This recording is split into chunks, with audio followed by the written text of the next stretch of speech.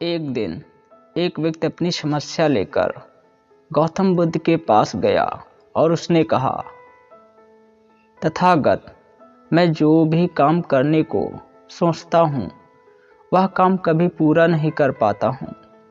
प्रारंभ में तो मैं काफ़ी लगन के साथ उस काम को करता हूँ, लेकिन कुछ समय के बाद उस काम को छोड़ देता हूँ, उसे कभी पूरा नहीं कर पाता हूँ।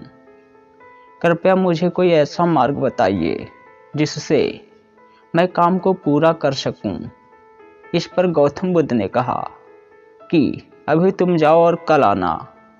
व्यक्ति अपने घर लौट गया और दूसरे दिन फिर बुद्ध के पास आया। उसने वही पहले वाले प्रश्न को दोहराया, तथागत, मैं जो भी काम करने को सोचता हूँ वह काम कभी पूरा नहीं कर पाता हूँ। प्रारंभ में तो मैं काफ़ी लगन के साथ उस काम को करता हूँ, लेकिन कुछ समय के बाद उस काम को छोड़ देता हूँ, उसे कभी पूरा नहीं कर पाता हूँ। इस पर फिर से गौतम बुद्ध ने कहा, कल आना। वह व्यक्ति घर लौट गया और तीसरे दिन फिर गौतम बुद्ध के पास गया और उसी प्रश्न को उसने दोहराया, तथागत। गौतम बुद्ध ने कहा, अरे भाई, मैंने तो तुम्हारे प्रश्न का उत्तर पिछली दोनों बार दे दिया था। इस पर उस व्यक्ति ने कहा, तथागत, आपने कब मेरे प्रश्न का उत्तर दिया था?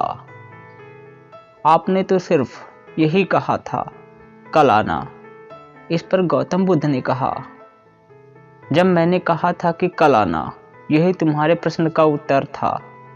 अब तो वह व्यक्ति कुछ आश्चर्यचकित हुआ और सोचने लगा, यह कैसा उत्तर है, कल आना, जो समझ में ही ना आए। किंतु अगले ही पल उस व्यक्ति ने कहा, तथागत, यह कैसा उत्तर है? गौतम बुद्ध ने कहा, हाँ, तुम्हारे प्रश्न का यही उत्तर था, कल आना। अब आपको भी उस व्यक्ति की तरह समझ में ना आ रहा होगा कि यह उत्तर कैसे हुआ। गौतम बुद्ध ने उस व्यक्ति को समझाते हुए जो उत्तर दिया वह आज भी हम पर लागू होता है। वह उत्तर था, जब मैंने कहा कल आना, अर्थात इस काम को जो मैं अभी कर सकता था, जिसको कल पर डाला, जिसकी वजह से आज तुम्हें मेरे पास तीसरे दिन भी आना पड़ा। यदि मैं चाहता तो इस प्रश्न का उत्तर उसी वक्त दे सकता था।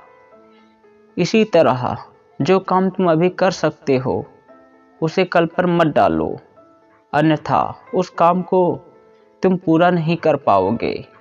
अब उस व्यक्ति को गौतम बुद्ध की बातें समझ में आ गई थी कि जो काम करना है, जैसे याद में आए उसे कर डालो, कभी भी कल पर मत छोड़ो। क्योंकि काम का याद आना और उसी पल उस काम को करने का निर्णय लेना, ना कि कल पर छोड़ना, उस काम का आधा भाग समाप्त कर देने के बराबर है और काम का शेष आधा भाग कर्म करने से पूरा हो जाता है। तो दोस्तों, इस कहानी में जो आपको सीख मिली हो कमेंट बॉक्स में अवश्य बताना। फिर मिलेंगे एक नए वीडियो में।